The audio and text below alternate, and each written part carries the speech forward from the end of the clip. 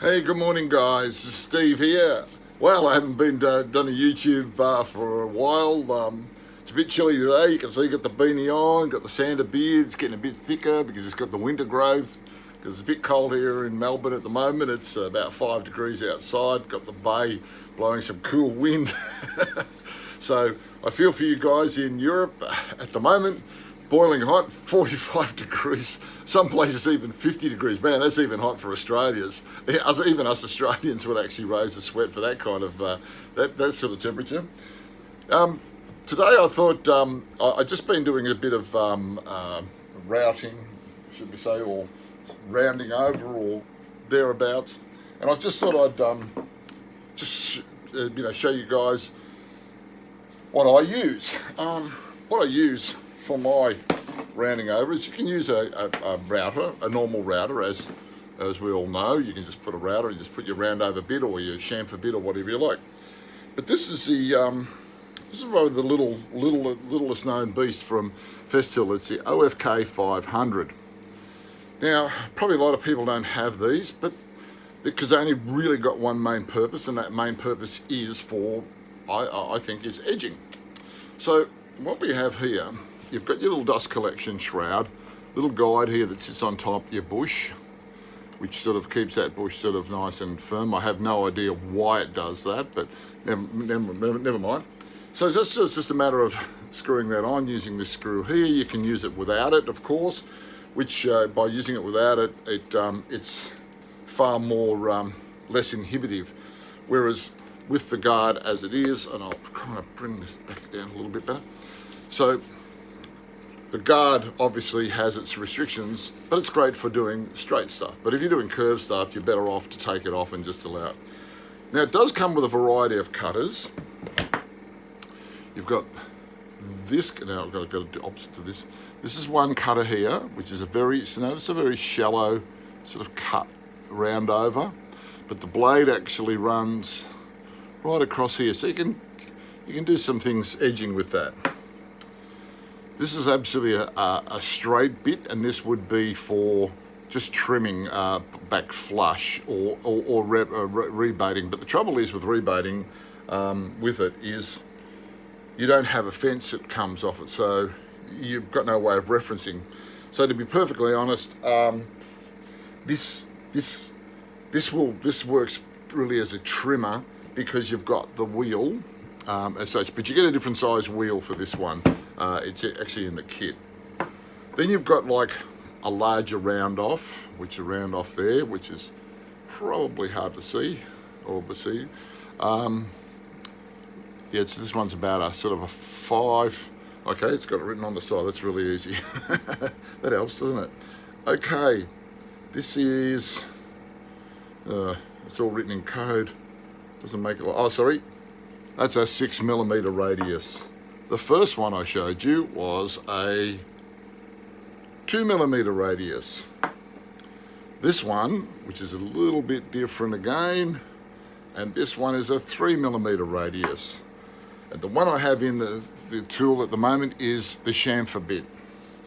Now, the good thing about when you work on this tool, it's very simple. You've got 3 buttons, on, off, obviously, but this is a button here where it locks in what you've found your desired depth. So what you do is you pull that down, twist that around, and you watch the base go up and down. When you're happy with what you want, you lock it in. On this side, when you're undoing the top, which is done through a little screw here, just a slotted screw, very easy to do. This is the lock pin, and this just pushes up and locks it. So you don't, it makes it very easy to do. But I'm not going to take it out of its registration because actually I've got it at the moment set for a particular job. But the good thing about this, and I'll come back a bit, the good thing about this tool is the fact that it's pretty forgiving. You know, if you've got a router, when you get a router, if it rocks because you've got not much of a good stable surface to sort of go on, you get this rocking and you can take gouges out of it. This is pretty much foolproof. That's what I like about it. I've done a lot of rounding over in my time using routers, and I've found lots of sort of problems, and I've messed up a few jobs as a result of it. because of that rocking. But I'll plug this in now. And what I'm going to do, I've got a test piece of wood here, and then I'm going to show you something else in a minute. I'll put these back over here. Okay, so now I'll see if I can try and set the camera up so you can maybe see. Okay, so I've got a bit of board here, and I'll see if I can come in a bit closer to the edge, what I'm doing here. Right, now, I'll turn the board over because I've already done this bit of scrap. It's just a bit of something I've got. Okay, so here is where, obviously it's plugged into the Dusty, and here is where you use your guide. So you run your guide along like so, and I think I might have to come back a little bit with the camera. I may have gone a bit too overzealous there. Okay, so now, turn on.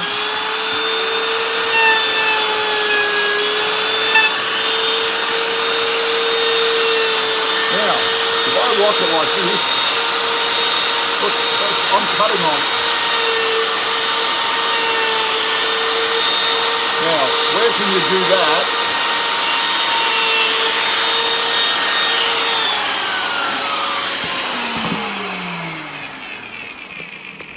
Now, obviously, obviously all you guys would know that you saw me rocking it back and forward, and that would be a disaster. Now look at this. Look at that edge. No disaster at all. It didn't. All it does is just, it's restrained just to do what it does. So what I've done it for, what I use it for is I'm making these hex boxes for a display unit. Now here's a curly one. Now I'm running the router not on this face, whilst I could. I prefer to run it using this as a reference face. Now you're going to say, gee whiz, on a router that'd be on a normal router that'd be a real problem. But just you watch this.